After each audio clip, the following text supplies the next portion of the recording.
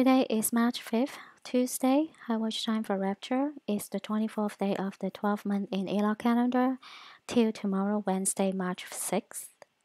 First of all, I'd like to discuss a few numbers that are critical for the end times. Of course, these numbers are related to Jesus.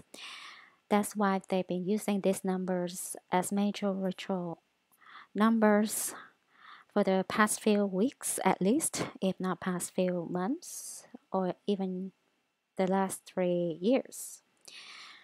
The first one is May Day, May 1st, 5-1, and is the 122nd day of the year 122. Of course, this number is extremely critical, 122 or 2012. That's why maybe they picked 2012 to perform the critical ritual to shift the time. 122 is 4 months and 1 day. Again, that's a 4-1 or 1-4. 33.33% of the year, 3333. 17 weeks and 3 days. We can see it as 17 separately and then 3 or together 173. 2,928 hours. I don't have to explain this. 175,680. 154,800. 5445. 105,501. 501 is also a style of Levi, the jeans, the most popular style line ever, I think. Now, how these numbers related to Jesus? Jesus was crucified and died on the cross on March 23rd. To May 1st is exactly 40 days. 40 days is also equal to 1 month, 9 days. So 1-9 or 9-1, right? Well, 10.93% of the year. So we have like a 10, we have a 9-3, 193, or whatever you can think of. 5 weeks, 5 days. So that's a 5-5 here. Remember this. 960 hours. 5-7 600, so 5775 or 7667, 3456. Just amazing. Now look at this. Jesus died on the cross on March 23rd to May 5th, 55, so it's 44 days, right? He ascended to heaven. 4-4, and then 1 month, 13 days, so 113 or 311. Here you go, that's a 12.02% of the year, so 122. Refer back to the first slide that we have. May 1st is 122nd day of the year, 122. That's the relationship, 122. And then 5 weeks, 5 days from March 23rd to May 1st. So here is May 5th, right? Then 6 weeks, 2 days. Again, that's 6-2, 6-6, or flip it upside down is 9-9, 1065. So we have a 156 or just whatever, shuffle the numbers, or and then turn the 6 upside down is 9. 633603801 I don't really need to explain any of this. It's just like right in our faces. That's why they've been jumping up their rituals with these numbers.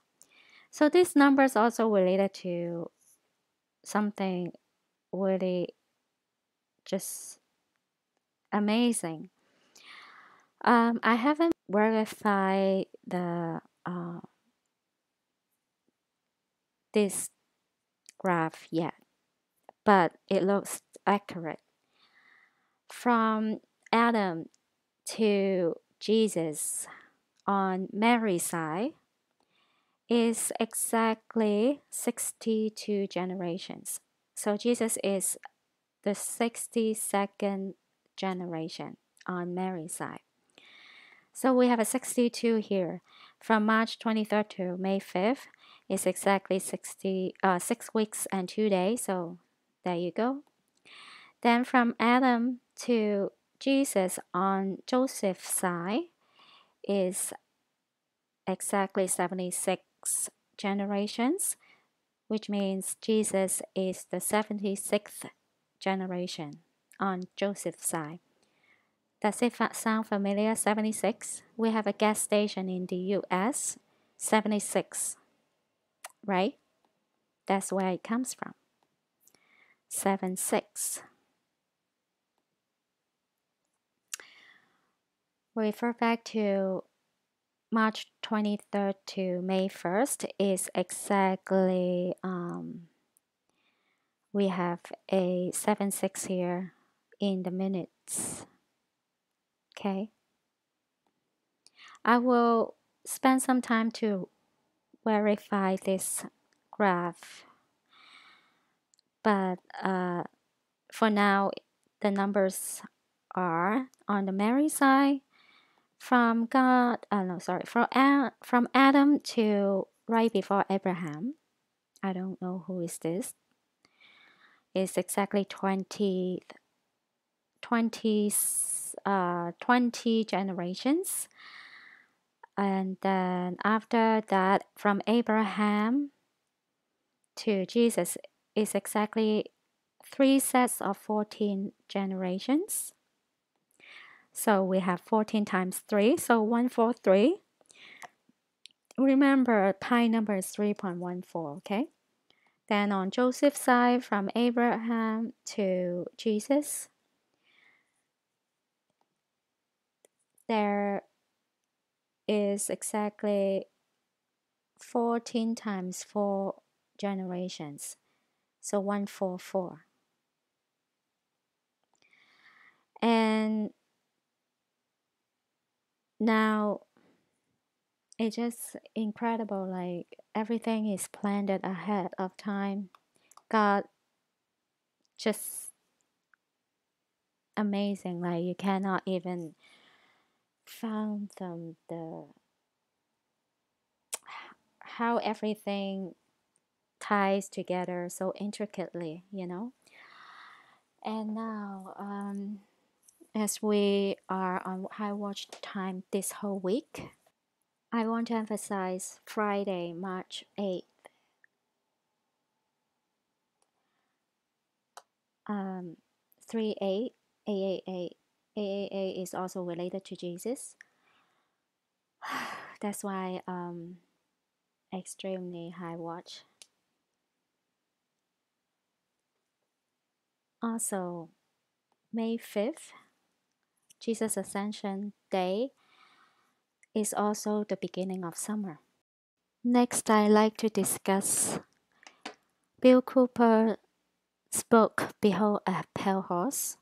So last time I discussed from his book, I forgot what exactly, but this time I would like to discuss the part is called, let's see, Goodbye USA, Hello New World Order, under Mount Weather section.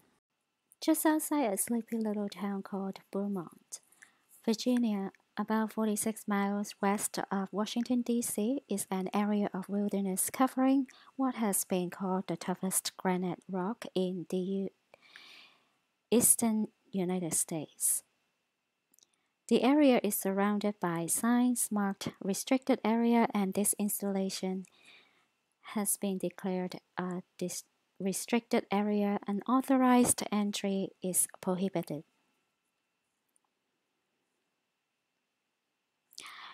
Internal Security Act of 1950, the installation is beneath a mountain and its name is the Western Virginia Office of Controlled Conflict Operations. Its nickname is Mount Weather.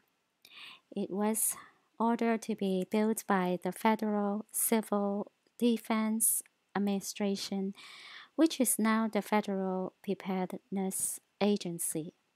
Mount Weather was designed in the early 50s as part of a civil defense program to house and protect the executive branch of the federal government. The official name was the Continuity of Government Program. Congress has repeatedly tried to discover the real purpose of Mount Weather, but so far has been unable to find out anything about the secret installation. Retired Air Force General Leslie Bray, director of the Federal Preparedness Agency, told the Senate Subcommittee on Constitutional Rights in September 1975. I am not at liberty to describe precisely what is the role and the mission and the capability that we have at Mount Weather or at any other precise location. Mount Weather computers, described as the best in the world. I think it's not the best in the world. I think the best in the world is in CERN. Can obtain millions of pieces of additional information on the personal lives of American citizens simply by tapping the data stored at any of the other 96 federal relocation centers. Some sources state that Mount Weather is virtually an underground city complete with dormitories, private apartments, streets, sidewalks, cafeterias, hospitals, water purification systems, power plant, office, office building, a lake fed by fresh water from underground springs, a mass transit system, and many other astounding things. Several disturbing facts emerge when one researches Mount Weather. One is the conclusion that a complete parallel government exists at the site. 9 federal departments exist there: Agriculture, Commerce, HEWHUD, Interior, Labor, State, Transportation, and the Treasury. Apparently, at least 5 federal agencies are also in residence: FCC, Selective Service, Federal Power Commission, Civil Service Commission, and the Veterans Administration. 2 privately owned corporations have offices at Mount Weather: the Federal Reserve and the U.S. Post Office.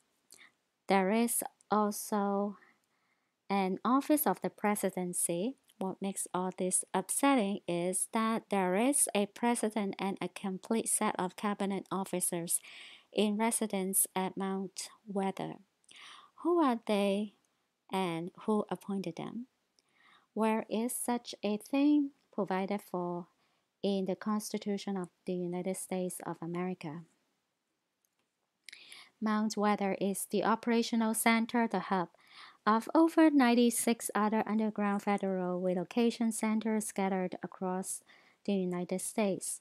The majority of these appear to be concentrated in Pennsylvania, Virginia, West Virginia, Maryland, and North Carolina. Each of these facilities contains computer databanks holding information not on enemy agents, Soviet diplomats, or suspected terrorists, but on American citizens, patriots. A list of other files kept at the facilities was furnished to the Subcommittee on Constitutional Rights in 1975. The list include military installations, government facilities, communications, transportation, energy and power, agriculture, manufacturing, wholesale and retail services, manpower, financial, medical, and educational institutions, sanitary facilities, population, housing, shelter, and stockpiles. Notice that 75 is a critical number as well. The committee concluded that these databases operate with few, if any, safeguards or guidelines. Former high-level officials from Mount Weather agree that the base at Mount Weather is much more than any standby government facility or storage center for the preservation of records. They describe it as an actual government in waiting. Do not merely store essential information. The facility attempts to duplicate the vital functions of the executive branch of the administration. As stated above, according to my research, this includes a president and all cabinet members actually in residence. Protocol even demands that subordinates address them as Mr. President or Mr. Secretary. Most of these mysterious appointees have held their positions through several administrations. We just act on the orders of the President in national emergencies, said one former Mount Weather official. The FPA, in its 1974 annual report, stated that studies conducted at Mount Weather involve the control and management of domestic political unrest, where there are material shortages, such as food riots, or in strike situations, where the FPA determines that there are industrial disruptions and other domestic resource crises. The report states that the bureaucracy at Mount Weather invokes what it calls civil crisis management. Officials who were at Mount Weather and who have furnished us with data say that during the 1960s, the complex was actually prepared to assume certain governmental powers at the time of the 1961 Cuban Missile Crisis and the assassination of the President Kennedy in 1963. The source said that the installation used the tools of its civil crisis management program on a standby basis during the 1967 and 1968 urban riots and during a number of national anti-war demonstrations against the administration by the American people. The only document that I was able to find that attempts to outline some of the statutory authority of Mount Weather is Executive Order 11490. It was drafted by General George Lincoln, former director for the Office of Emergency Preparedness, preceded FPA, and was signed into law by President Nixon in October 1969. Executive Order 11490 superseded Executive Order 11051, signed on October 2, 1962, by President Kennedy. Kennedy's order used the language, whereas national preparedness must be achieved, as may be required to deal with increases in international tension with limited war or with general war, including attack upon the United States. Nixon's order began, whereas our national security is dependent upon our ability to assure continuity of government at every level in any national emergency type situation that might conceivably confront the nation. Nixon has deleted any reference to war, imminent attack, or general war from the order and replaced them with the phrase during any emergency that might conceivably occur. Nixon's order, which is the one in effect today, allows the government in the form of FEMA to suspend the Constitution for literally any reason they decide to call a national emergency. I cannot find a plan or executive order anywhere which aligns any procedure or allowance for the restoration of the Constitution after a national emergency has ended. This leads to the obvious conclusion that no restoration of the Constitution is contemplated or desired by those in power. We also know that the IRS had its files on individual taxpayers, We know that the CIA had their Operation Chaos and that the NSA has the records of conversations that have been intercepted electronically. My question is this: is there anyone like yourself, General Bray, that is in control of the overall access to this data if it is maintained in a relocation site? And your answer, as I understood it, is no. General Bray, I must say that I still don't know who's in control of these relocation centers. You say you don't have that knowledge, and still we don't know from the three witnesses that we had here today that they had information as to who has control of those centers. I'm not at liberty, Brady answered, to describe precisely what is the role and the mission and the capability that we have at Mount Weather or at any other precise location. I firmly believe that our continuity of government program has not provided continuity at all, but has been the instrument for discontinuing open and democratic government, and that the very program designed to protect Americans has actually been turned against us.